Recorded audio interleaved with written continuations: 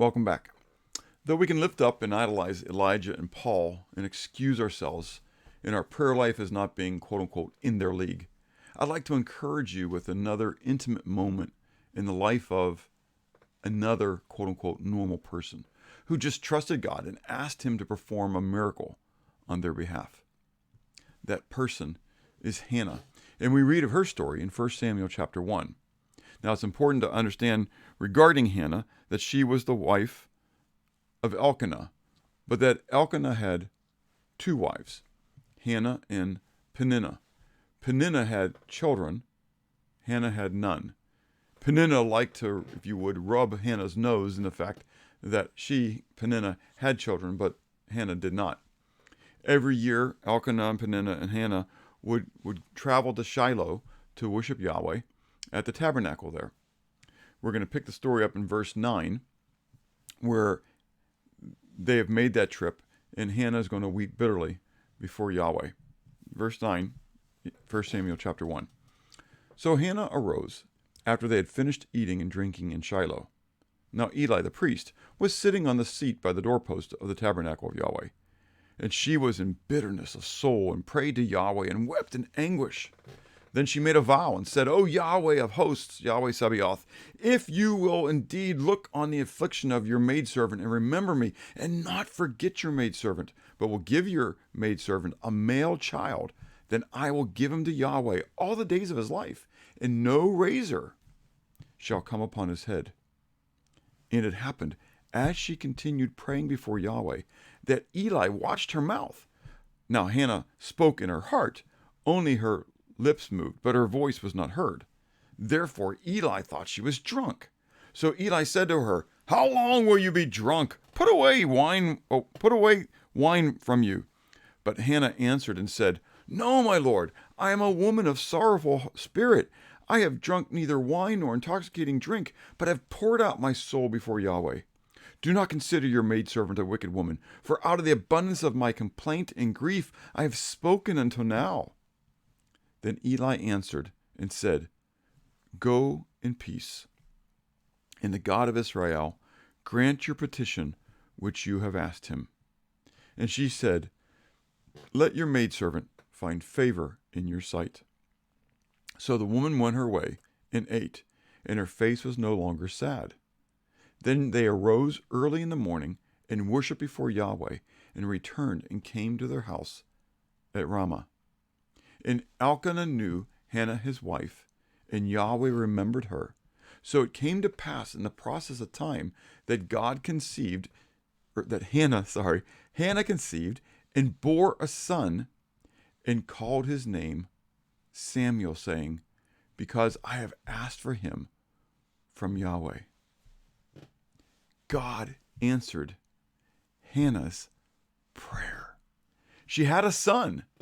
Note the excitement part of this, though, when she is praying and she's crying out with bitterness to Yahweh, that she asks for a specific request.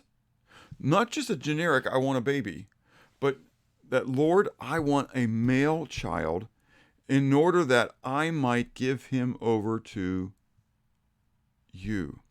In order that not only that I may give him over to you, but basically stating that he would be then a Nazirite. Neither will he drink wine nor intoxicating drink.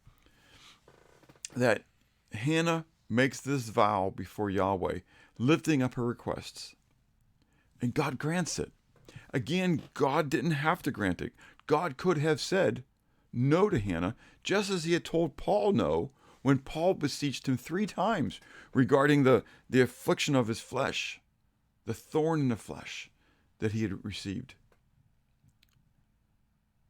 But to Hannah, Yahweh said yes. But what's exciting as well in this is note that after this interaction that Hannah has with Eli, it says that her face was no longer sad. She poured her heart out before Yahweh. And then, if you would, accepted whatever his will would be. She didn't continue to live in that saddened countenance, but rather, having expressed her heart to Yahweh, she went forward in life.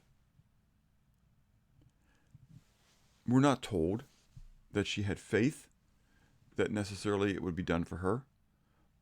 But that's sort of what I see here. That in the same manner in which Jesus healed people, the woman who had the 12 years in her infirmity, told her, your faith has made you well. I almost picture the same thing happening here, that Hannah had faith that God could do exceeding abundantly above all that she could ever ask or think. That God responded to that faith, and she said yes.